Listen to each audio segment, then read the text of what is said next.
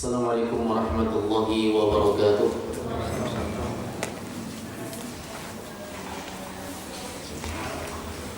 Alhamdulillah wahdah, wassalatu wassalamu ala man la nabiyya ba'dah, wa ala alihi wa sahbihi wa man walah. Amma ba'd. Alhamdulillah, di tempat ini, di rumah ini, Allah Subhanahu wa ta'ala mentakdirkan kita untuk bertemu. Dan di tempat ini pula insyaallah kita akan saling berbagi dan saling nasihat-menasihati. Semoga apa yang kita lakukan ini menambah keberkahan di tempat ini, karena tempat yang terbaik adalah tempat yang di dalamnya tentunya dibacakan ayat-ayat Allah Subhanahu wa ta'ala, diadakan zikrullah, berzikir kepada Allah Subhanahu wa ta'ala, saling ingat mengingatkan. Kemudian salawat dan salam semoga terlimpahkan kepada Nabi kita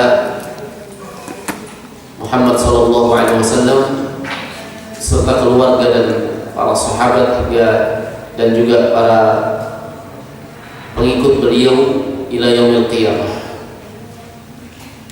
Ayyuhal ikhwah wal akhwat rahimani wa rahimakumullah. Setiap orang memiliki keluarga. Apakah terdiri dari ayah dan ibunya, atau terdiri dari anak dan istrinya, atau lebih daripada itu. Mereka bisa berbahagia dengan keluarga yang mereka miliki. Bahkan setiap orang ingin menjadikan rumahnya, di dalam rumahnya, di dalam lingkup keluarganya, dia ingin menjadikan baiti jannati, rumahku adalah surgaku. Tentunya hal ini tidak terlepas dari harusnya adanya pendidikan di dalam rumah, adanya pengajaran di dalam rumah itu sendiri. Makanya Nabi SAW telah mengatur perkara ini. Di dalam rumah ada yang dijadikan pimpinan, ada yang mengatur maksudnya, dan di dalam rumah ada yang dipimpin, yang diatur maksudnya.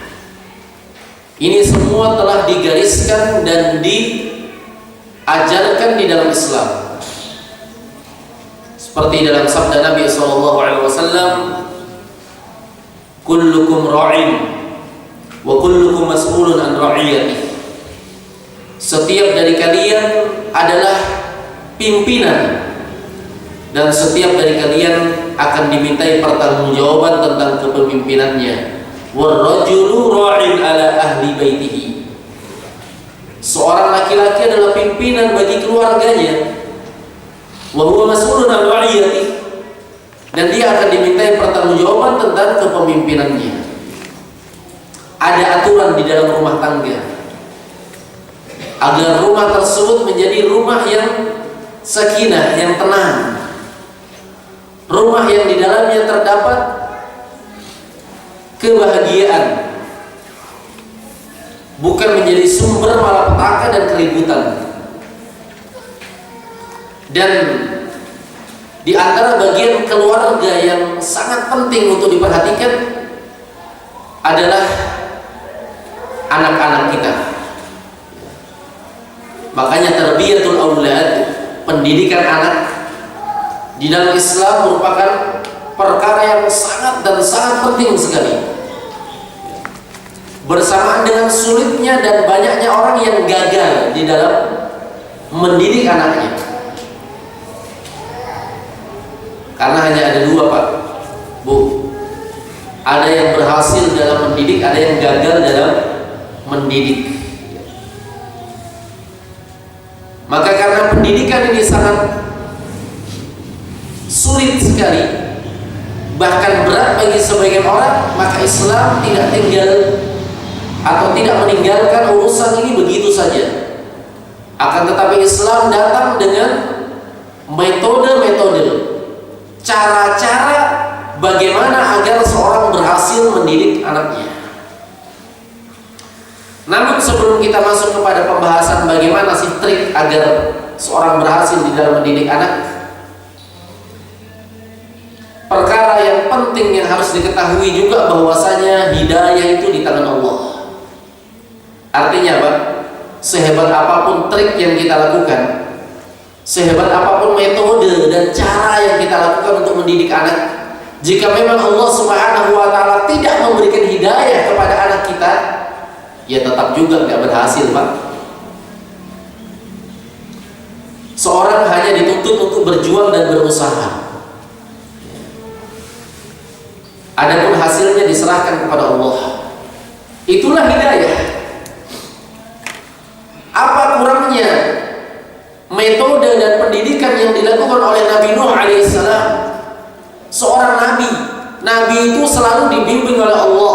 Nabi itu selalu dituntun oleh Allah. Nabi itu selalu diarahkan oleh Allah. Bersama dengan itu, berhasil atau tidak Nabi Nuh mendidik anaknya? Kalau dari sisi maknawi, secara makna Nabi Nuh berhasil. Dalam artian karena keberhasilan tidak dilihat dari fisiknya. Berhasil karena Nabi Nuh tidak terpengaruh dengan anaknya. Dari sisi makna. Tapi dari sisi al-hissi, kasat mata, Nabi Nuh berhasil atau tidak? Anaknya gagal, nggak beriman, nggak mau ikut agama bapaknya, nggak mau menyembah Allah, nggak mau beribadah kepada Allah, nggak mau meninggalkan berhala yang dia sembah. Kurang apa Nabi Lut di dalam mendakwahi istrinya? Mau masalah retorika, siapa yang lebih hebat retorika daripada seorang nabi? Tapi toh istrinya juga menjadi istri yang membangkang. Lebih dari itu, kurang hebat apa Nabi Allah Muhammad sallallahu alaihi wasallam di dalam mendidik keluarga, termasuk paman-paman beliau. Abu Jahal itu pamannya Nabi, Pak. Abu Lahab juga pamannya Nabi. Abu Thalib juga pamannya Nabi. Kalau masalah trik jitu di dalam mendidik keluarga itu semua dari Nabi. Tapi kira-kira pamannya mau masuk Islam atau enggak? Enggak. Ini pelajaran bagi kita bahwasanya hidayah biyadillah. Hidayah itu di tangan Allah. Innaka la tahdi man ahbab. Engkau wahai Muhammad tidak bisa memberi hidayah bagi siapapun yang kau cintai. Walakin Allah yahdi man yasha. Akan tetapi Allah memberikan hidayah bagi siapa yang Allah kehendaki. Hidayah di tangan Allah. Tetapi tugas kita bukan masalah berhasil tidak berhasilnya. Tugas kita adalah menempuh sebab, bagaimana supaya kita bisa berhasil di dalam mendidik anak kita, menempuh sebab-sebabnya, sehingga kita terlepas dari dosa beban yang Allah Subhanahu wa Ta'ala amanahkan kepada kita. Islam agama yang paling lengkap. Islam agama yang memerintahkan kita untuk menjaga keluarga kita. Maka tidak mungkin Islam meninggalkan metode-metodenya. Karena Islam yang memerintahkan ku anfusakum wa ahlikum nar. Jaga diri kalian dan keluarga kalian dari api neraka. Tidak mungkin diperintah untuk menjaga keluarga kita dari neraka kalau nggak disebutkan metodenya. Metode di dalam pendidikan. Maka kita akan sebutkan sesuai dengan kesempatan yang diberikan kepada kita di antara trik-trik di dalam mendidik anak kita. Di dalam mendidik anak kita. Perkara yang pertama di dalam mendidik anak,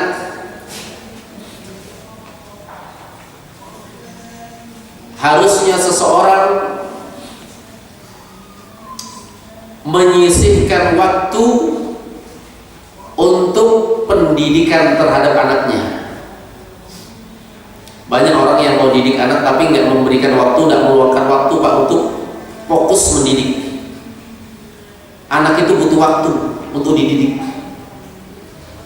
Makanya ketika Ali bin Abi Thalib radhiyallahu ta'ala anhu membacakan ayat ya ayyuhalladzina amanu qu anfusakum wa ahlikum nara, wahai orang-orang yang beriman, jagalah diri kalian dan keluarga kalian dari api neraka. Ali bin Abi Thalib menafsirkan ayat ini. Kata beliau, alimu mu'addibu, ajari mereka dan ajarkan adab kepada mereka. Ajari mereka dan ajarkan adab kepada mereka. Jadilah kita orang tua yang memiliki waktu untuk anak kita. Saya sibuk Ustaz, carikan nafkah, cari nafkah. Iya, Anda sibuk mencari nafkah.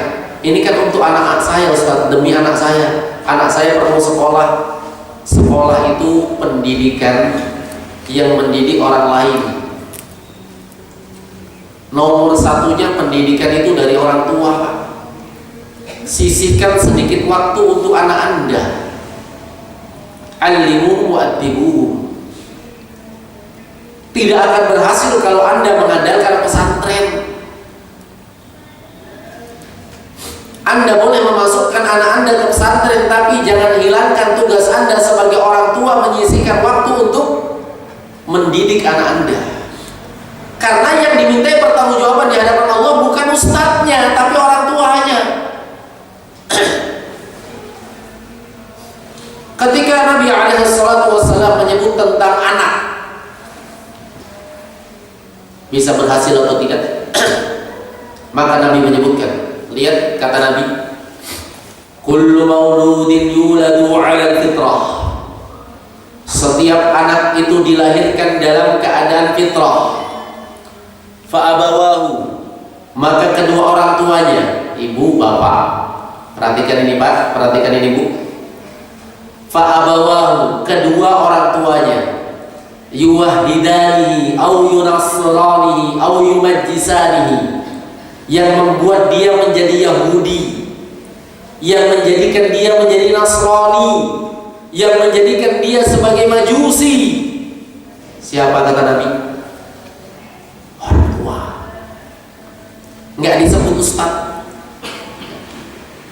karena tugas utama itu di pundak orang tua, bukan di pundak ustaz Pak. Banyak orang sekarang mau berlepas diri dari anaknya. Apapun trik yang Anda lakukan untuk mendidik anak, kapan Anda berlepas diri nggak bakalan berhasil. Banyak orang sekarang mau mendidik anak itu cari pesantren yang terbaik, cari pesantren yang paling bagus, tapi dijadikan seakan-akan pesantren ini seperti bengkel.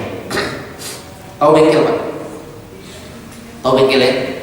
Bengkel Honda, bengkel Suzuki, ya, bengkel Yamaha, ya kan? Kapan seorang ke bengkel Pak? Kalau usaha. Maunya kita cepat bagus nggak? Cepat. Banyak orang tua seperti ini zaman sekarang. Dia sudah kalang kabut, anaknya bandel, anaknya nggak mau diatur, cari pesantren yang terbaik, dimasukkan anaknya ke pesantren. Waktu kunjungan datang, ternyata setelah datang cara bicara anaknya belum banyak berubah, masih kadang menjengkelkan orang tua. Akhirnya apa yang terucap? Gimana ini pesantrennya? Anak saya sudah 1 tahun di sini kok masih begini-begini saja. Hei, waktu 17 tahun, 15 tahun sebelum kamu masukkan ke pesantren anakmu, mampu nggak kamu memperbaikinya? Tidak mampu, rusak. Baru 1 tahun kamu sudah menyerahkan pesantren. Memangnya pesantren bengkel lah Pak? Masukkan Pak ini ya. Kapan saya bisa ambil Pak? 2 hari lagi, 3 hari lagi. Pesantren bukan bengkel Pak.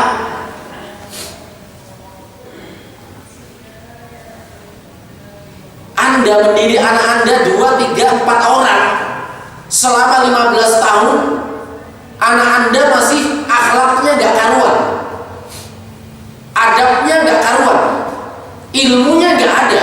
Anda masukkan baru ke pesantren 2 tahun, Anda sudah mau dia hafal 30 juz, adabnya akhlaknya bagus, padahal di pesantren bukan cuma 3-4 orang yang diajar, 5-6 ustadz mengajar 200 orang. Anda tuntut cepat baik anak Anda, gimana caranya?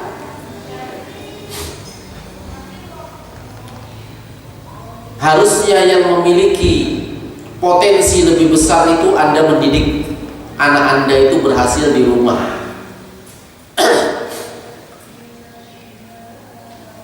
Kuncinya cuma satu, sisihkan waktu. Masa sih nggak bisa menyisihkan waktu?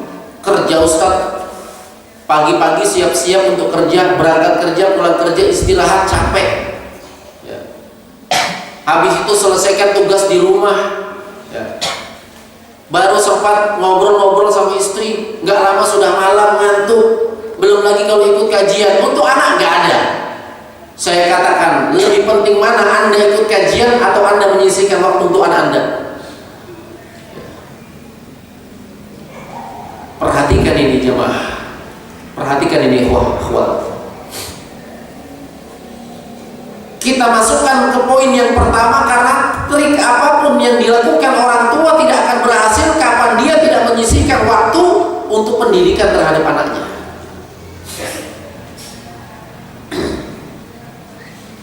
Ini hal yang sangat penting, menyisihkan waktu untuk anak, mengajari mereka sesuai dengan apa yang kita miliki.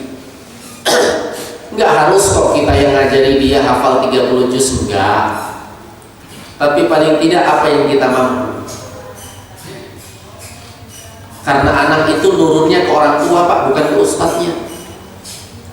Kata pepatah Arab ya, kalau pepatah Arab mengatakan inna tuyur li ashkariha taqa, sesungguhnya burung-burung itu akan hinggap kepada yang sejenisnya, kepada kerumunannya sendiri. Kalau di rumahnya begitu ya begitu dia. Kalau pepatah Indonesia, buah itu tidak akan jatuh dari tidak jatuh jauh dari pohonnya, benar kan? Orang tuanya begitu, anaknya akan begitu ya. Makanya didik anak kita. Ya tentunya kalau kita membahas lebih luas cara pendidikannya, ya diantaranya cara pendidikan yang terpenting adalah dengan akhlak, dengan keseharian kita itu sendiri ya, dengan keseharian kita. Ini hal yang pertama. Trik yang kedua di dalam mendidik anak adalah mendidik anak dengan rahmah, dengan kasih sayang. Trik atau metode ini pernah disinggung oleh Nabi SAW, bahkan diingatkan oleh Nabi SAW, laisa minna man lam yarham saghirana wa ya'rif syarafa kabirana. Bukan bagian dari golongan kami orang yang tidak memberikan kasih sayang kepada anak kecilnya dan tidak mengetahui kedudukan orang besarnya. Anak-anak itu suka dengan kelembutan. Lebih banyaklah untuk berlembut-lembut dengan anak daripada bertegas-tegas, Pak. Ya, kita bahasakan dengan bahasa kita sendirilah masing-masing gimana berlemah lembut ya, dengan anak-anak kita. Ada orang yang sifatnya suka nyuruh terus, ini bukan sifat kelembutan.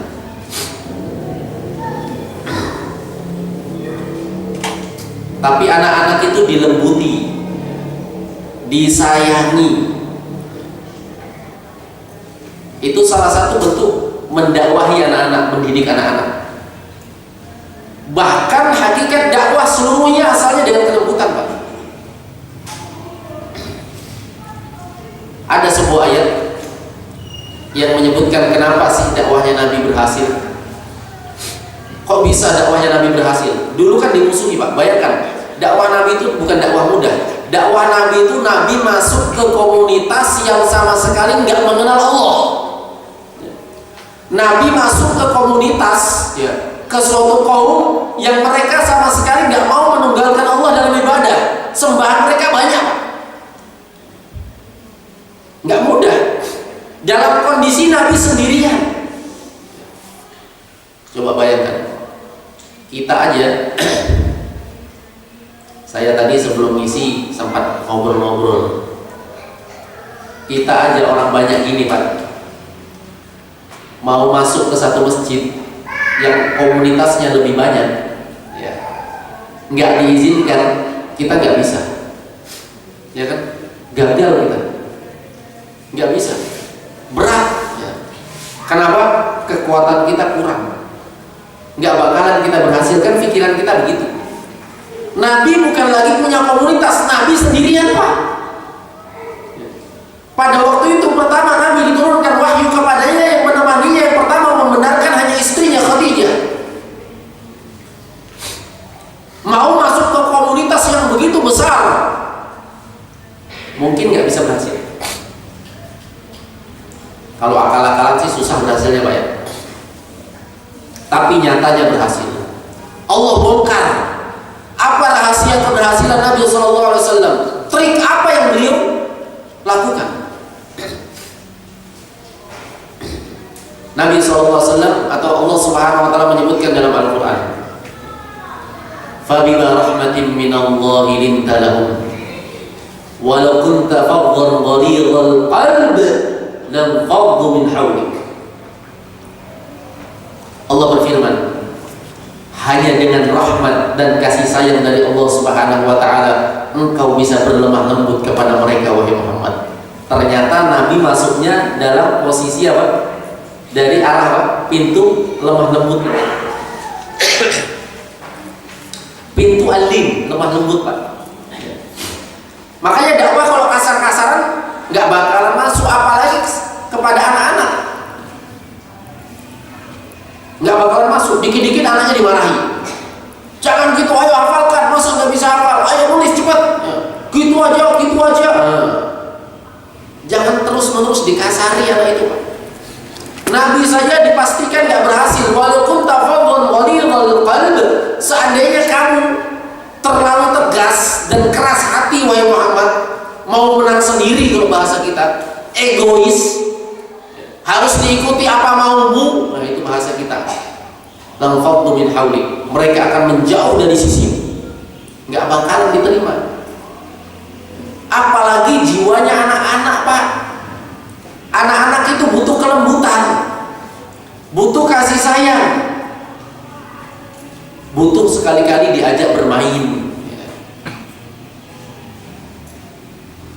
Jiwa kasih sayang kepada anak-anak ini yang menjadikan anak itu bisa terdidik.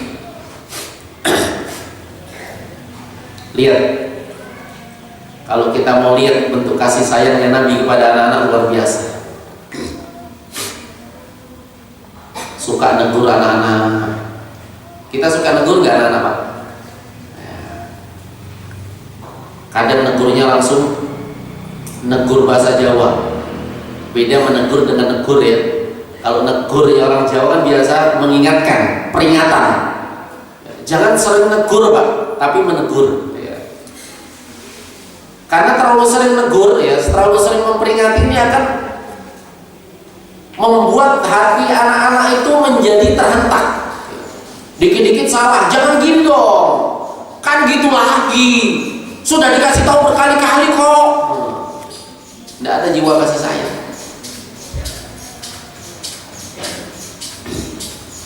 Bahkan seringkali kita salah Pak dalam menegur. Anak-anak itu butuh kelembutan kasih sayang. Contoh ya, saya sering ingatkan pada siapapun yang punya anak-anak kecil, dahulukan kasih sayang kepada anak-anak daripada mendahulukan perkara yang bersifat tambahan. Contoh, ketika anak-anak jatuh, yang pertama butuh apa Pak? Kasih sayang, ya enggak? Ya enggak? Prakteknya orang sekarang enggak? Prakteknya orang sekarang mencari kesalahan, ya enggak? Anaknya kesandung batu, nangis anaknya, Umi, nah kan sudah dikasih tahu kok masih keluar, kamu lari-lari, jangan lari-lari, kok bisa tadi lari-lari, gimana anaknya? Kira-kira hati anaknya terhentak enggak? Umi yang baik tidak akan begitu. Umi yang baik tidak akan begitu. Sebab, mengungkit sebab itu hanya menyakiti hati anak. Nanti mengungkit sebab disampaikan di posisi yang lain. Kalau sudah sembuh, sudah dikasih mainan, sudah dikasih gula-gula, sudah dikasih permen, sudah bahagia-bahagia, nah nanti jangan lari-lari di situ loh ya, ada batunya itu, nanti jatuh kayak tadi, nah, kan enak. Kalau ketika anak terjadi musibah jatuh, biasanya orang tua langsung apa namanya,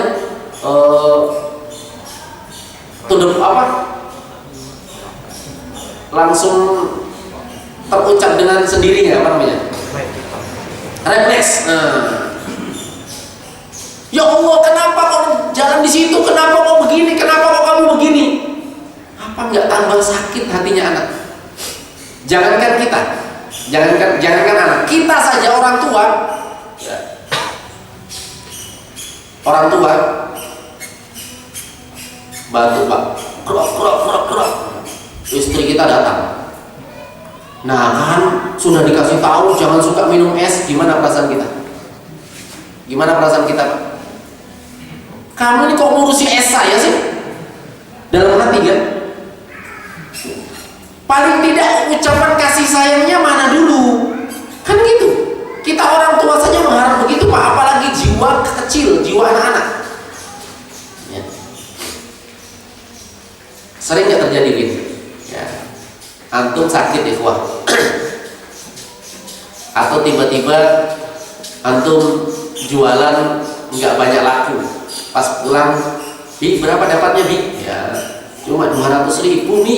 Ya, lo kok bisa Bi? Memangnya gimana sih tadi? Ya hujan atau apa sih? Masa nggak hujan bisa? Mungkin Abi banyak mainan HP mungkin. Ya Allah, kok malah disalahin suaminya. Ya. Dahulukan ar-rahmah, kasih sayang. Urusan mencari sebab itu belakangan. Ya. Bisa ditunda, kalau tidak perlu disampaikan juga nggak penting. Siapa yang mau anak itu kesandung? Siapa mau? Anak-anak mau kesandung? Nggak ada yang mau. Orang tua mau sakit. Ya, saya misalnya pilek begini, saya mau? Ya, nggak ada yang mau. Nggak ada yang mau Pak. Kalau tahu sebabnya nggak akan saya lakukan. Lalu apa faedahnya Anda menyebut-nyebut sebab yang belum tentu itu sebab? Kan sudah dikasih tahu tadi sih, sudah tahu anu masih jalan-jalan ke sini kan banyak angin, nggak pakai jaket sih, nggak pakai ini sih. Waktunya sekarang menyayangi suami Anda. Kita saja begitu Pak, apalagi anak kecil. Anak kecil butuh kasih sayang orang tuanya. Jangan dahulukan mencari-cari sebab ya. Cepat obatin anak Anda. Cepat elus-elus kepalanya. Cepat dulu, tenang nak, sabar nak ya, nggak apa-apa kok, nggak apa-apa nanti diajak. Ya, butuh kasih sayang dia. Masalah dia kenapa kok bisa jatuh itu urusan nanti, atau kalau tidak perlu dibahas, nggak perlu dibahas. Menegur anak-anak itu sudah membahagiakan mereka. Menegur saja. Ini kebiasaan Nabi, dan ini bukan tidak ada dalilnya ya, banyak dalilnya. Contoh ketika Nabi SAW melewati anak kecil. Wallahu a'lam siapa sebenarnya nama anak kecil tersebut ya, tapi di hadis disebut dia Abu Umair. Kunyahnya Abu Umair. Suatu hari ada anak kecil lagi nangis. Kalau kita dapat anak kecil nangis di jalan, kalau nangis di rumahmu sana, kamu anaknya siapa? Kan gitu ya. Jangan naik di sini, bikin ribut aja. Nah, Nabi nggak begitu caranya. Ketika Nabi lihat anak itu bersedih nangis, sedang pegang burungnya, burung betulan Pak ya, jangan mikir burung macam-macam, burung betulan yang bisa terbang itu loh, sedang megang burungnya yang sedang mati, yang sudah mati, maka Nabi menegurnya, ya Aba Umair, ma fa'alan Nughair. Hadisnya pendek, tapi satu hadis pendek ini Pak, saking banyaknya faidahnya dibuat oleh para ulama satu buku tebal pembahasan tentang hadis pendek ini. Wahai Abu Umair, apa yang dilakukan oleh An-Nughair? Itu saja hadisnya. Di antara faedah hadis ini adalah bagaimana sifat rahmah Nabi kepada anak-anak. Matinya burung bukan urusan Nabi, tapi ketika Nabi lihat anak kecil mati burungnya, Nabi tegur, wahai Abu Umair, ada apa dengan si Nughair? Teguran seperti itu sudah membuat anak ini apa? Merasa dia diperhatikan, dia enggak? Teguran saja. Coba kita sekali-kali negur Pak. Nah, bikin apa nak? Ya. Ngapain kok sedih nak? Ya. Gak usah sedih, kan ada papi di sini, ada papa, apalagi panggilan orang Jawa. Ada bapak, ya. Apalagi ada abi, ada abah. Ya. Ada di sini kok sedih. Yuk kita main-main yuk, kan enak. Intinya ketika mendidik anak penuhi dengan sifat rahmah, jangan ada tekanan-tekanan Pak. Jangan ada tekanan. Kapan ada bentuk penekanan, hindari. Nabi saja diganggu sholatnya. Orang kalau dinaiki, ketika sujud dinaiki anak kecil tuh terganggu gak sholat kita? Bohong kalau katakan gak terganggu, itu bohong. Pasti terganggu. Tapi terganggunya kita masih bisa kelola supaya tetap bisa khusyuk. Tapi terganggunya hati anak-anak bisa mempengaruhi pendidikan terhadapnya. Nabi SAW ketika sholat sujud, sahabat nunggu di belakang, ngapain kok Nabi nggak bangkit-bangkit nih? Ternyata cucunya si Hasan naikin beliau kuda-kudaan. Beliau tunggu, karena seandainya beliau bangkit, sakit hati dong nanti cucunya. Wah, ini kakek nggak tahu kita lagi seneng-seneng ya kan? Dibiarin aja dulu. Subhanallah. Beda nggak orang sekarang kalau lagi nelpon diganggu sama anaknya? Ini loh anakmu diganggu saja. Ini aku yang lagi dengan partner bisnis ini. Sana sama Umi sana sama Umi. Aduh, saya kayak ayam apa? Hus. Ya. La ilaha illallah. Bisnis Anda gagal, itu lebih baik daripada Anda gagal di dalam memberikan kasih sayang kepada anak Anda. Tarhum, irhamu yarhamukumullah. Ya. Kalian berikan kasih sayang itu, maka Allah akan memberikan kasih sayangnya kepada kalian. Jadi anak itu dilatih, ya. Dididik dengan apa? Kelembutan. Kemudian diantara trik yang lain di dalam mendidik anak, sering-seringlah di dalam menyampaikan ilmu kepada anak itu didahului oleh pendahuluan yang membuat dia cinta dengan cara apapun. Buat dia cinta, Pak. Karena seseorang itu bisa tertarik melakukan sesuatu kalau dia sudah cinta. Kalau dia masih jengkel, nggak bakalan. Ayo nak nulis nak, cepet nulis nak, cepet. Dibilang suruh nulis cepet kok, ya tambah jengkel dia, kok dimarah-marahin. Nulis itu berat bagi anak-anak. Membaca itu berat bagi anak-anak, Pak. Kalau tidak diberi daya tarik magnet, ya supaya dia tertarik, nggak bakalan dia mau. Apalagi kalau sudah sampai jenjang menghafal. Beri anak-anak itu daya tarik supaya dia bisa tertarik untuk melakukan sesuatu. Ini banyak sekali dalam hadis-hadis Nabi SAW. Metode ini. Contoh, Ketika Nabi SAW mau menyampaikan ilmu, maka beliau tawarkan dulu kepada sahabat, ala adullukum ala abwabil khair, maukah kalian saya tunjukkan dengan pintu-pintu kebaikan? Tertarik dulu, baru sahabat mengatakan iya ya Rasulullah, baru disampaikan ilmunya. Buat tertarik dulu. Maukah kalian saya tunjukkan dengan perkara yang bisa memasukkan kalian ke dalam surga? Wa yub'idukum 'anil nar, menjauhkan dari neraka. Iya ya Rasulullah. Wah, tertarik sudah. Baru Nabi sampaikan.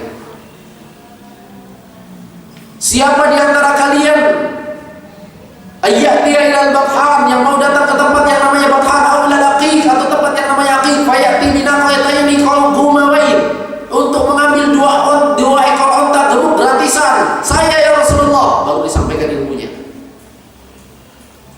Ada daya tarik dulu. Jangan mendidik anak-anak itu langsung ya. Tapi diberikan daya tarik. Rasa cinta terlebih dahulu. Contoh lain, Nabi ketika mau ngajari sahabat Mu'ad bin Jabal zikir, maka Nabi ungkapkan rasa cintanya dulu kepada Mu'ad. Ya Mu'ad, inni la uhibbuk. Wahai Mu'ad, saya betul-betul cinta sama kamu. Nah, ini kan sudah ada daya tarik. Wah, cinta Nabi sama saya nih, ada sesuatu yang mau diberi nih, ternyata ilmu. Nah, Abi sayang sama kita ya. Abi sayang sama kamu nak ya. Masa Abi, ya kamu ini ya, nanti Abi tambah sayang tuh. Nah, kan ada daya tarik. Atau ada sesuatu yang akan diberikan. Kamu mau enggak ini? Mau ya. Tapi ini dulu ya. Ini bukan nyogok loh Pak ya, bukan. Tapi memang di dalam syariat kita ada model pendidikan seperti itu, yaitu mendidik seseorang dengan apa? Dengan menyebutkan sesuatu yang dia bisa tertarik dengan amalan tersebut. Silakan praktekkan nanti kepada anak-anak kita.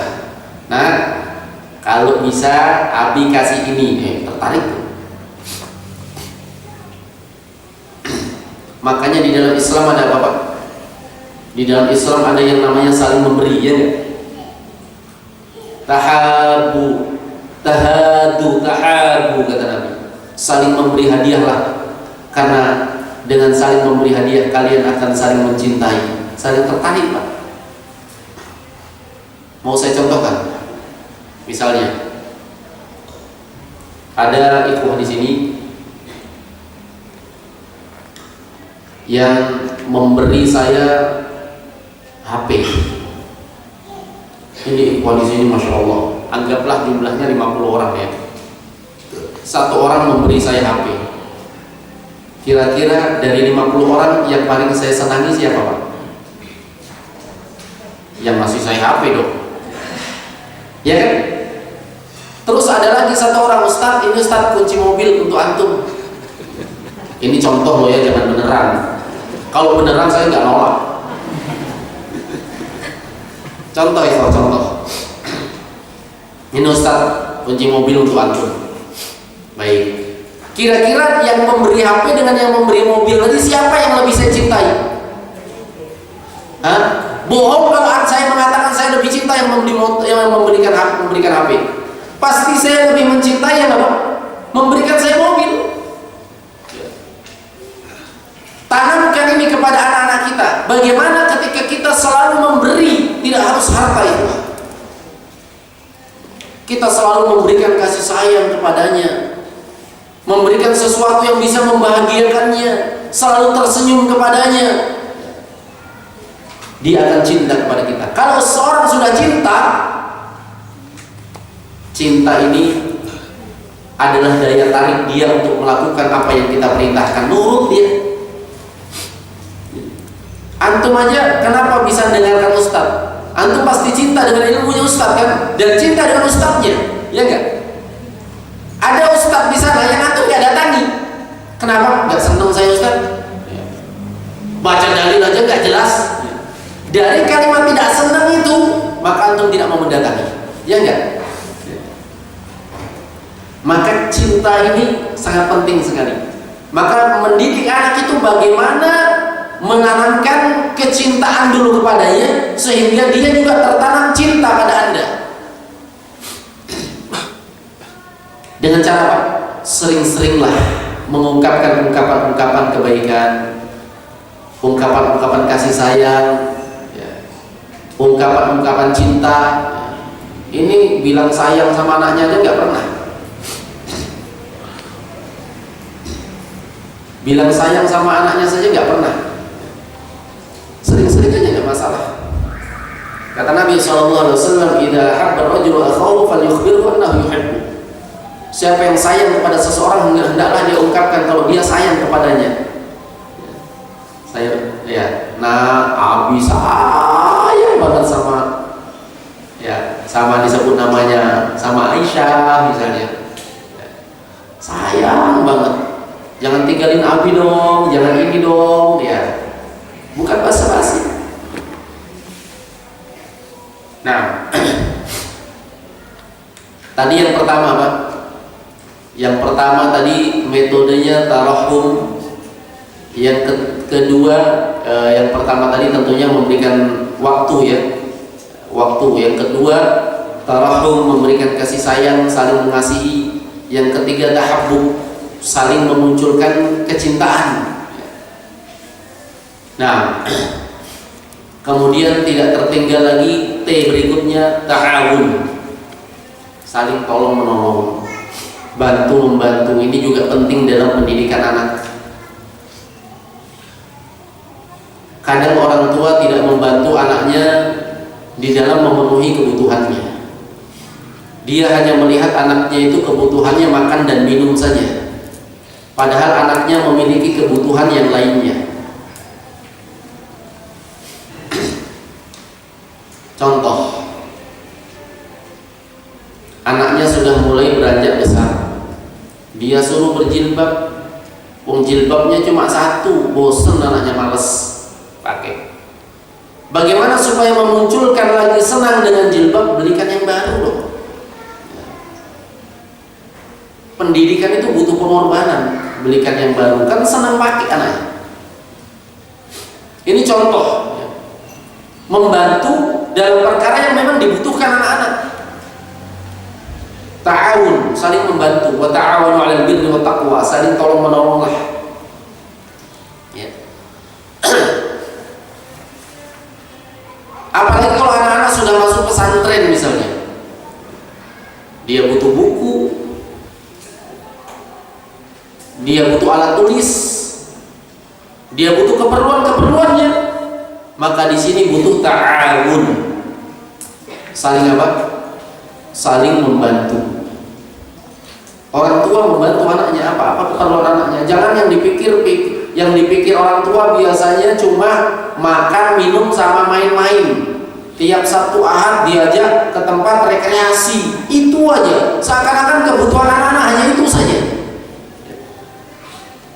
Padahal kebutuhan anak-anak itu banyak. Ini diantara trik berikutnya. Diantara trik yang lainnya adalah untuk menghindari, ini sebenarnya sudah masuk dalam sifat kelembutan tadi, rahmat, tapi perlu dijadikan poin tersendiri karena penting. Menghindari dari bentuk kekerasan terhadap anak-anak. Keras itu nggak harus dengan pukulan, Pak. Kadang terlalu sering ditegasi anak-anak itu juga namanya terlalu keras. Terlalu, kalau bahasanya anak sekarang, bapak saya banyak sekali peraturannya, banyak banget peraturannya. Padahal Pak, kalau kita mendidik anak kita dengan peraturan yang ditetapkan syariat saja, itu mereka sudah kebanyakan. Ayo, jangan tangan kiri, tangan kanan misalnya. Itu kan peraturan-peraturan. Ini ditambah dengan peraturan-peraturan yang lain. Warna baju salah pakai aja suruh ganti. Ini kan namanya terlalu tegas, Pak. Jangan pakai itu nak, jangan pakai itu. Kemarin sudah pakai itu, pakai yang ini lagi. Ganti lagi sepatunya. Jangan terlalu banyak sekali peraturan lah. Peraturan yang ini saja berat dilakukan. Asalnya anak-anak, perlu diketahui jiwa anak-anak itu Pak susah disuruh. Itu jiwa anak-anak. Jiwa anak-anak itu memang susah disuruh. Jadi jangan terlalu membebani mereka dengan perintah-perintah. Ya. Nabi punya pembantu? Punya ya? Punya. Sering nggak Nabi nyuruh pembantunya? Enggak kayak kita. Punya pembantu tapi nggak sering nyuruh pembantu. Pembantunya bertugas inisiatif sendiri. Itu pun kira-kira. Ya. Saya akan mengungkapkan ucapan Anas bin Malik yang beliau profesinya sebagai pembantu Nabi.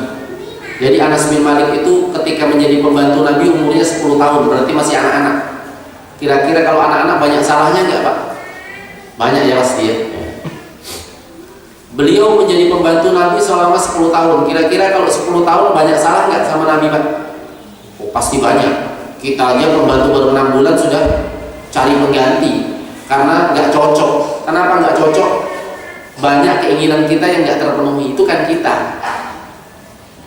Nabi sama Anas bin Malik 10 tahun. Itu pun Anas bin Malik 10 tahun bukan berarti lanjutannya beliau tidak betah, tidak, karena Nabi meninggal sudah.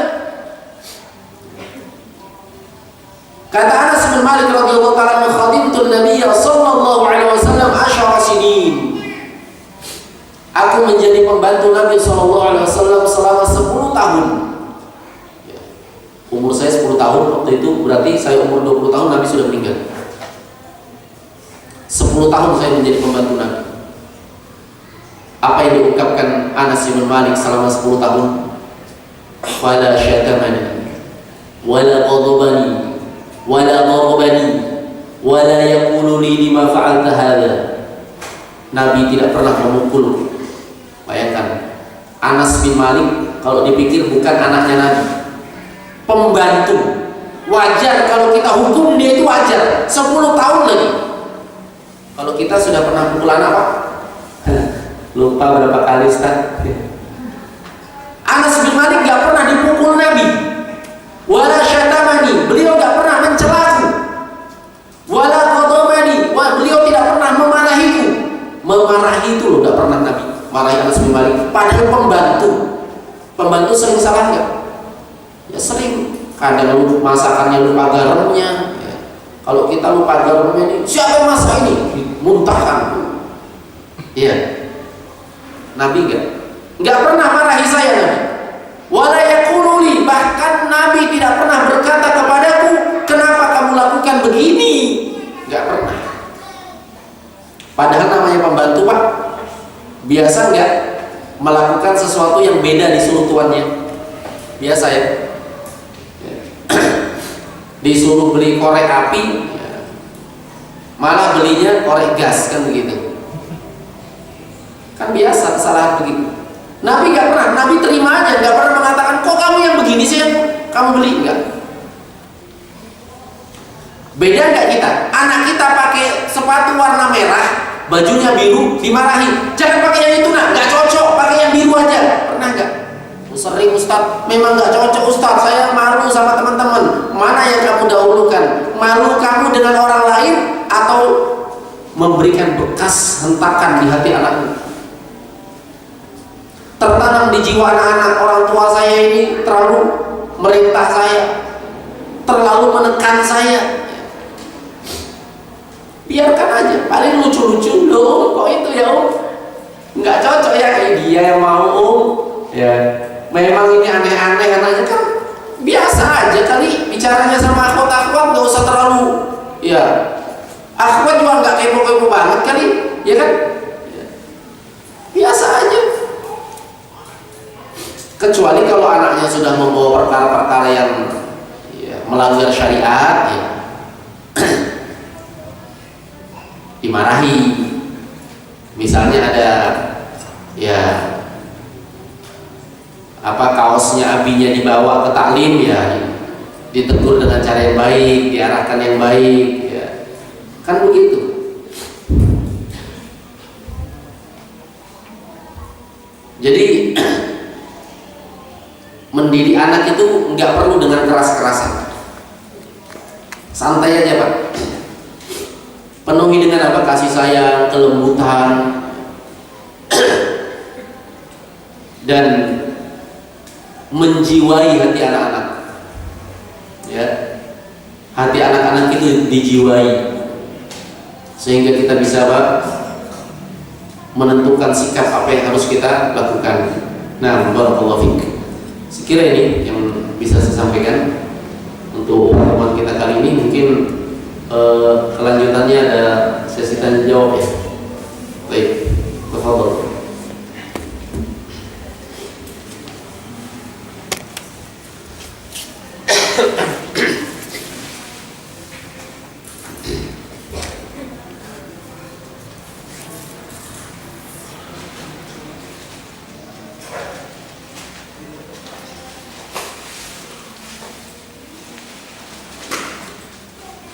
Dalam masalah iddah, apa boleh ummahat ikut kajian atau silaturahmi dengan keluarga dekat?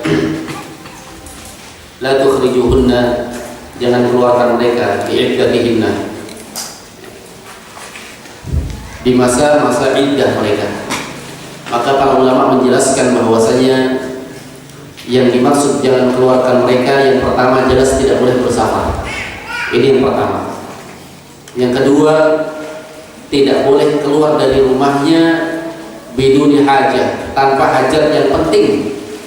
Seperti misalnya dia sendirian di rumah, nggak ada yang belanjakan dia, akhirnya dia keluar ke pasar untuk keperluan, ya, maka itu dibolehkan.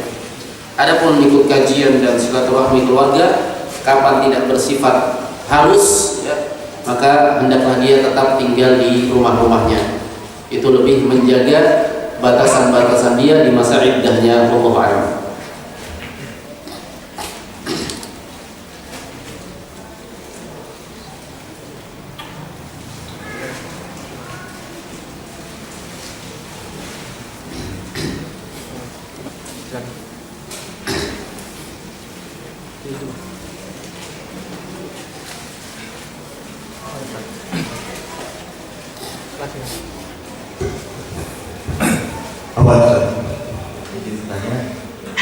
Bagaimana bentuk birrul walidain seorang istri kepada ibunya yang dia ada tanggung jawab kepada suami dan anak-anaknya, sedangkan dia jauh dari orang tuanya. Dia punya tanggung jawab tersebut. Mohon penjelasan. Baik. Pertanyaan bagi seorang istri, bagaimana bentuk birrul walidain kepada kedua orang tuanya, sedangkan dia juga harus berbakti kepada suaminya. Maka kita katakan jawabannya adalah taqdimul aula fal aula, mengedepankan yang terpenting kemudian yang penting setelahnya. Di dalam Islam, ketaatan kepada suami itu lebih aqdam, lebih didahulukan daripada ketaatan kepada orang tua bagi seorang istri. Sedangkan bagi seorang suami, ketaatan kepada orang tuanya lebih didahulukan daripada kebutuhan istrinya. Ya, ini adalah bentuk keadilan Islam. Jadi seorang istri tetap mendoakan, berbuat baik kepada orang tuanya, tapi jika hal tersebut pada batasan-batasan harus izin kepada suaminya, misalnya menjenguk orang tua, ya, memberi harta orang tua, maka harus tetap melalui suaminya. Kalau suaminya tidak mengizinkan, maka dia bersabar, karena itu keharusannya. Nah, berbeda dengan suami nggak perlu izin kalau mau memberi orang tuanya, ya, baik.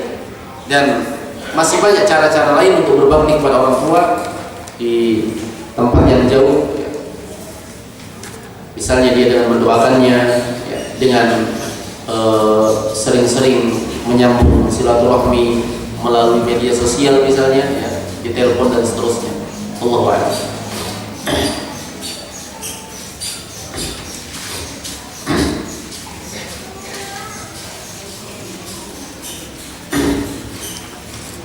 Bagaimana trik mendidik anak berkebutuhan khusus, terutama dalam pengendalian emosi, disabilitas. Apa itu disabilitas? Ya, kebutuhan khusus ya. Maka diberikan dia penanganan khusus pula. Sama trik-triknya dengan apa yang kita sebutkan tadi, hanya saja lebih difokuskan. Kalau tadi diberikan diberikan waktu luang kita, maka dia dilebihkan di dalam waktu luangnya. Demikian pula dalam masalah kasih sayangnya, ya, pendidikannya, dan seterusnya. Wallahu a'lam.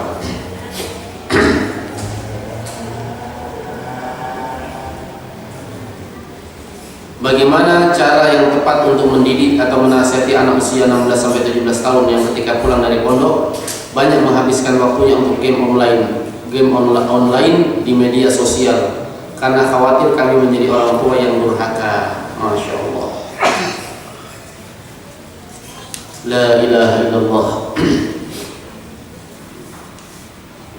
Ketika dia sudah, atau ada dua kondisi. Kondisi pertama, dia belum kecanduan, maka yang seperti ini orang tuanya yang harusnya membatasinya, tidak membebaskannya di dalam hal tersebut.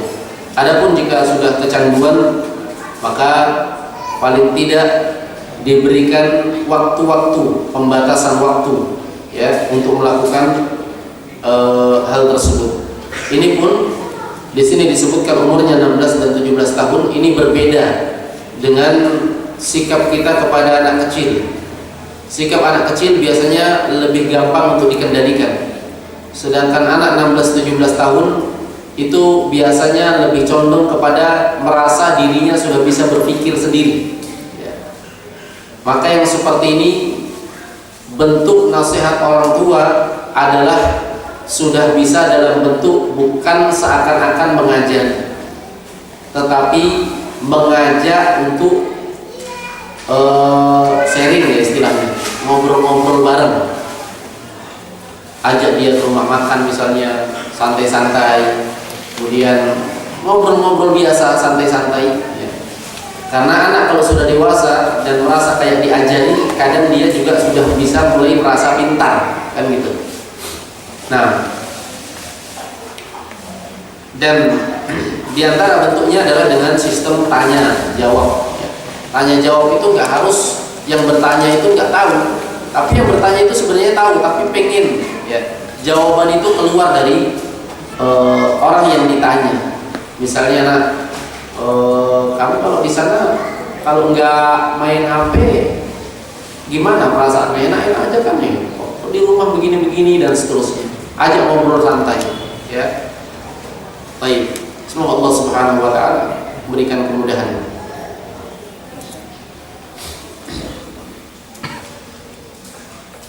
Bagaimana cara memperbaiki pendidikan terhadap anak yang sudah terlanjur salah, sedangkan anak kita sudah beranjak remaja? Sedikit demi sedikit. Anak itu tidak bisa langsung dirubah secara menyeluruh, tapi dia sedikit demi sedikit, ya. Nah, dan hal yang terpenting yang kita tidak sampaikan tadi adalah banyak-banyak mendoakannya. Kadang orang tua berputus asa dan termasuk berputus asa dari mendoakannya. Tidak ada yang tidak mungkin bagi Allah Subhanahu wa taala. Selama dia masih hidup, maka masih ada tanggung jawab dan beban di pundak kita. Nabi Nuh ketika anaknya sudah terombang-ambing dengan ombak hampir tenggelam, Nabi Nuh masih sempatkan. Enggak seperti orang sekarang yang mengatakan jangan anggap lagi aku sebagai orang tuamu. Nah, enggak. Tapi Nabi Nuh masih memanggil, ya bunayya rkab ma'ana. Wahai anakku, naik ke perahu bersama kami. Wala takum ma'al kafirin, jangan menjadi orang-orang kafir. Masih berdakwah. Ya, enggak ada istilah jangan anggap orang tua. Kenapa? Karena walaupun kita mengatakan seperti itu, dosa anak kita masih kita tanggung selama kita tidak berjuang dan berusaha untuk memperbaikinya. Wallahu musta'an.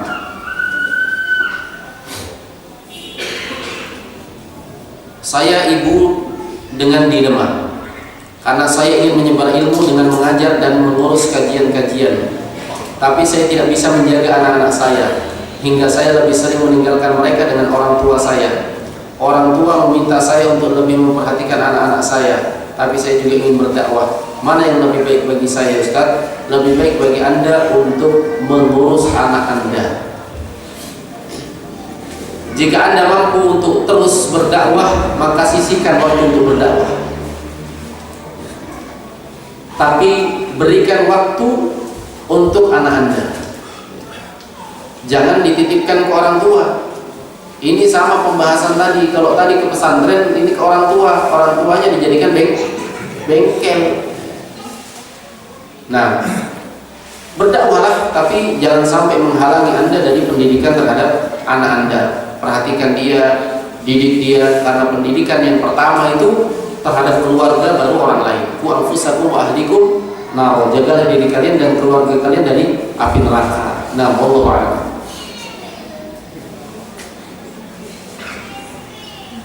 Ada lagi Pak? Saya langsung.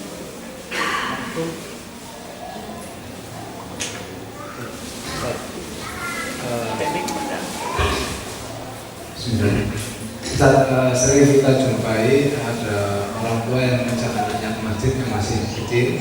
Kemudian di situ anak itu akhirnya jalan-jalan ke sana kemari yang mengganggu orang sholat.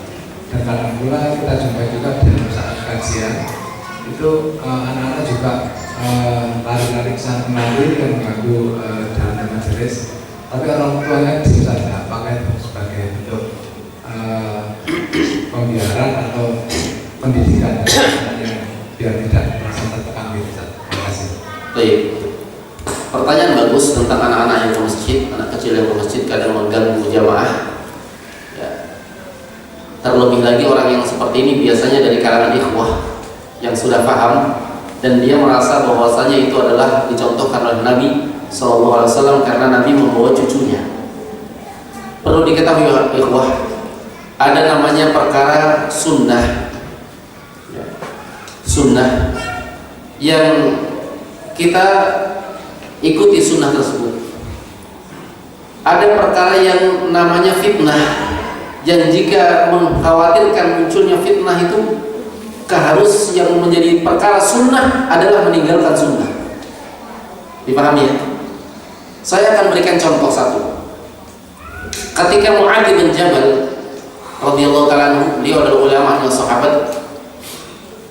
Beliau ini imam di kampungnya, tapi beliau juga nggak mau tertinggal dari sholat di belakangnya Nabi, mengejar keutamaan. Maka sering beliau sholat di belakang Nabi. Makanya beliau paling tahu apa-apa yang dibaca Nabi ketika sholat, dan beliau paham. Dan beliau pahami bahwasanya sholat isya itu bacaan Nabi panjang. Kalau orang Jawa bilang panjang, ya gitu ya, ditambahi u-nya dan a-nya, panjang. Maka beliau pun ingin melakukan sunnah. Ini sunnah kan? Sunnahnya kalau isya baca panjang. Sunnah atau bukan? Sunnah. Tapi sunnah yang lain adalah meninggalkan suatu sunnah jika dikhawatirkan terjadi fitnah. Mu'adz bin Jabal lakukan itu di kampungnya. Setelah dilakukan di kampungnya, orang-orang kecapean di belakangnya. Ada satu orang keluar, nggak menyelesaikan sholatnya di masjid. Berarti terganggu ya. Ketika hal tersebut sampai kepada Nabi SAW, Nabi marah dan berkata, "Afattanun anta ya Mu'adz? Apakah engkau seorang pembuat fitnah wahai Mu'adz? Idza ummal qaum, kalau kamu mengimami suatu kaum, falyukhaffif, ringankan bacaannya. Fa inna min waraikumul kabir wad-dha'if, ya, was-saghir wal hajah. Karena di belakangmu ada orang tua, ada anak kecil, ada orang yang sakit, ada orang yang memiliki keperluan. Lihat makmum." Dipahami di sini? Kadang ada sunnah yang ketika bisa membuyarkan kaum muslimin, memunculkan fitnah, yang sunnah adalah meninggalkan sunnah itu. Sekarang Nabi bawa cucunya ke masjid, kita anggap itu sunnah, ngajari anak-anak ke masjid. Itu bagi masjid yang seperti masjidnya Nabi, ikhwah. Faham semua di situ, ikhwah semua, pesantren misalnya.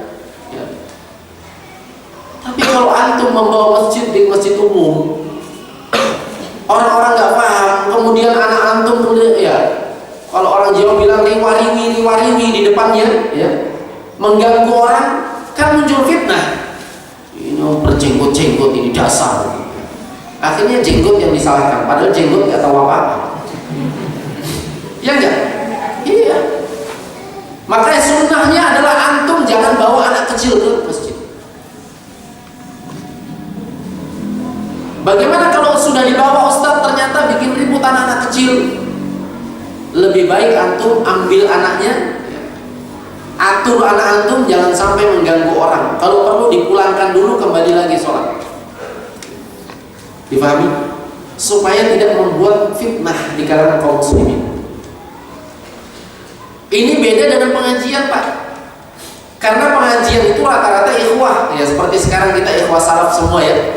Ya, mungkin nggak ada orang-orang umum yang pahamnya kurang datang ke sini. Ini kajian khusus kita di kalangan ahlu sunnah, ya kan? Paham semua. Ada anak rewel-rewel di sini ya biarin aja. Ya. Harus berlemah lembut dengannya. Kalau anak nangis kemudian ditutup, meronta-ronta hatinya. Bahkan Syekh Utsaimin rahimahullah taala pernah mengatakan, kalau ada anak kecil menangis, biarkan dia selesai nangisnya, jangan tahan tangisnya, jangan suruh dia berhenti, biarkan dia sampai berhenti sendiri. Kenapa? Karena usaha untuk menahan dia menangis itu akan membuat tekanan batinnya. Biarkan aja, selesaikan aja, air matanya habis. Kalau perlu bawakan ember.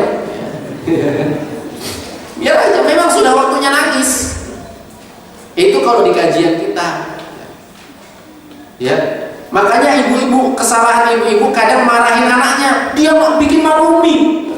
Diam, sumpah, diancam anaknya, dicubit bagian belakangnya. Diam. Tambah nangis, diam. Ditahan anaknya, akhirnya tertekan batinnya. Sering nggak dapat diakhwat begini? Ada ya? Tuh, biarin akhwat. Kalaupun justru yang paling bagus lagi supaya tidak mengganggu akhwat yang lainnya, kan luas halaman tuh. Kalau anaknya lagi rewel, ajak keluar. Jangan beralasan saya masih mau kajian, biarkan dia main sama anak-anak lainnya. Jangan, temenin dong. Kan nggak lama, sebentar aja. Temenin aja, nggak masalah. Ustadznya nggak marah kok, nggak lihat setiap saat. Aisyah hadirah, Maimunah hadirah, ya. Hafsah di luar sama anaknya, absen coret, enggak kok. Bebas saja, kajian Ahlus Sunnah itu aman-aman aja. Antum mau keluar nelpon sana silahkan. Ya. Ada keperluan penting, nggak perlu tahu ustadznya. Memangnya ustadz ini siapa? Ya. Enggak, silahkan. Ya. Tetap harus memiliki sifat rahmah dengan anak-anak itu, kasih sayang. Anaknya mau rewel minta gendong, nggak apa-apa. Berdiri di tengah-tengah akhwat nggak apa-apa. Ke belakang sedikit biar aman, nggak ada yang terganggu, kan lebih bagus daripada anaknya yang diancam. Dicubit, makin keras, makin kayak radio itu. Volumenya dikeraskan, dikecilkan. Nah, ini kan bahaya. Akhirnya umminya pulang bawa oleh-oleh jengkel, anaknya pulang bawa oleh-oleh cap merah di pahanya. Gara-gara umminya sendiri. La ilaha illallah. Ini tidak ada kasih sayang terhadap anak-anak. Ya, anak-anak itu dibiasakan ikut kajian tidak masalah. Nanti lama-lama diam sendiri itu, itu diam. Ya kan? Diam kan? Nah, dulu pernah nangis kan? Pernah. Sekarang enggak kan? Karena terbiasa. Apalagi kalau ustadznya kasih hadiah. Cuma sekarang enggak hadiah, mau hadiah kertas. Baik, masya Allah, barakallahu fiik, wa barakadil aulad. Baik, ini ya. Jadi santai aja ya. Di kajian santai, kecuali kalau kajian umum Pak, tabligh akbar, banyak orang-orang awam datang. Jangan sampai ustadznya ceramah yang teriakan anak-anak kita, oh ibu-ibu bercadar, jilbab besar, jilbab hitam. Nah, ini kan tidak bagus ya. Maka dilihat kondisi ya, dan situasi. Wallahu a'lam.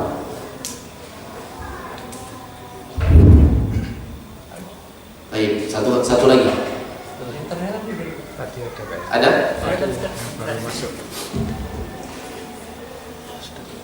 Oh ya, ini ya.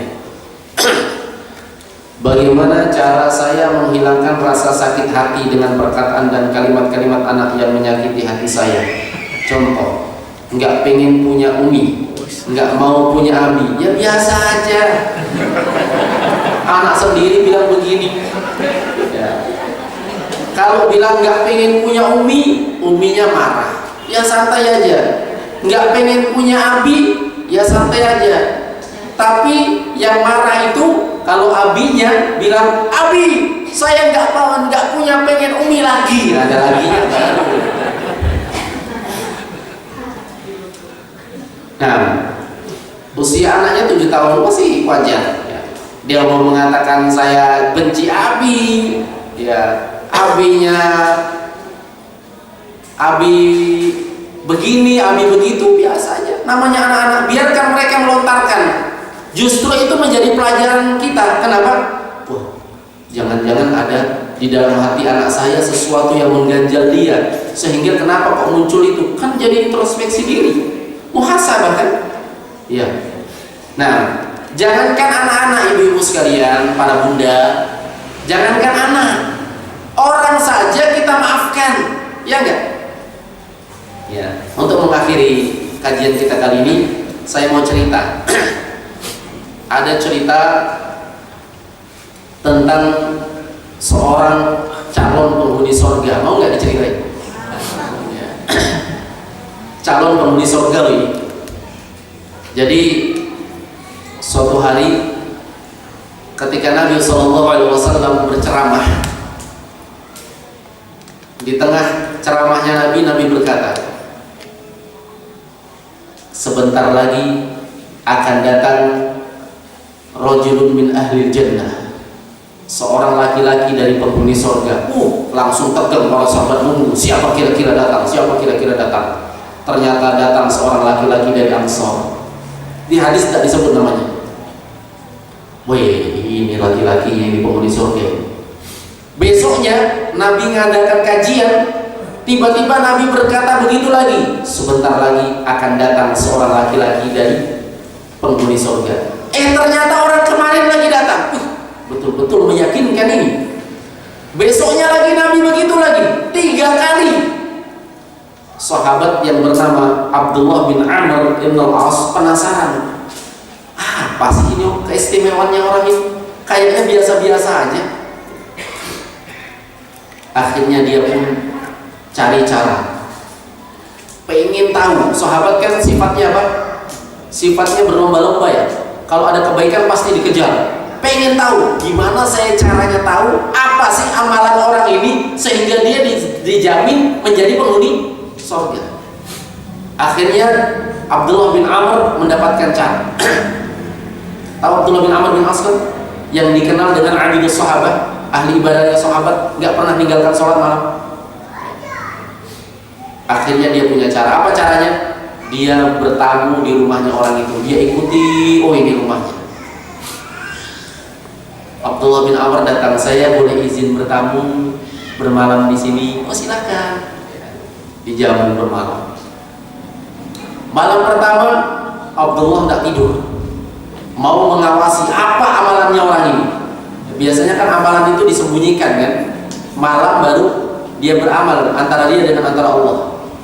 Diawasi Abdullah bin Amr sampai pagi, biasa-biasa aja, sholatnya juga biasa-biasa aja. Wah, nggak puas saya. Tambah hari, besok lagi, sampai 3 hari Abdullah bin Amr masih nggak puas. Kenapa? Amalannya biasa-biasa aja. Nggak punya cara lain. Akhirnya cara satu-satunya terus terang. Wahai fulan, sesungguhnya tidaklah ada tujuan saya bermalam di sini sampai 3 hari kecuali karena saya mendengar Rasulullah SAW mengatakan, engkau adalah penghuni surga sebanyak 3 kali. Dan saya ingin mengetahui apa amalanmu, tapi saya tidak mendapatkannya. Maka orang ini dengan tawadhu berkata, sungguh aku tidak ada amalan lain kecuali seperti apa yang kau lihat. Itu saja. Sholat biasa-biasa, sholat malamnya juga santai-santai, nggak seperti Abdullah bin Amr bin As. Hanya saja ada satu amalan yang saya saya biasakan setiap malam. Tahu amalan itu? Mau tahu? Berat ikhwah. Mau tahu nggak? Berat ini. Mau ya? Berat tapi usahakan amalkan ya. Setiap malam tidaklah saya memejamkan mataku untuk tidur kecuali saya sudah hilangkan di dalam hatiku kebencian kepada seorang muslim. Tidak ada seorang muslim pun yang pernah menggolimi saya, mengolok-olok saya, mencela saya, kecuali sebelum tidur saya sudah maafkan semuanya. Subhanallah. Kata Abdullah bin Amr bin As, "Hala, ini dia. Ini amalannya ini. Yang sepertinya santai tapi amalannya luar biasa. Gak mudah ya wah. Setiap bulan sebelum tidur antum maafkan semua orang yang pernah berbuat kezaliman sama antum. Gak ada istilah sakit hati, apalagi sama anak. Sama anak sendiri sampai gak bisa tidur. Gak bisa tidur kenapa? Dibilangin anak saya tadi gak pengen punya umi sama saya. Ya gak pengen, kalau kamu sudah jadi uminya kenapa? Kecuali kalau nggak pengen punya umi kayak saya, katanya mau dicarikan abi umi lagi, baru boleh marah. Saya nggak mau punya umi kayak umi, mau cari umi yang lain aja, baru boleh marah. Kalau cuma ungkapan-ungkapan biasa santai saja. Sebelum tidur jangan tidur kecuali hilangkan sifat itu, kebencian. Memiliki sifat apa? Maaf. Maafkan orang lain saya dimaafkan, apalagi anak sendiri. Kalau belum bisa sampai ke jenjang ini, sulit kita menempuh cara sahabat Ansor tadi masuk surga. Nah, barakallahu fiik. Baik, saya kira cukup ikhwah, mudah-mudahan bermanfaat. Kurang dan lebih yang mohon dimaafkan. Subhanakallahumma wa bihamdika asyhadu an la ilaha illa anta astaghfiruka wa atubu ilaik. Walhamdulillahirabbil alamin. Wassalamualaikum warahmatullahi wabarakatuh.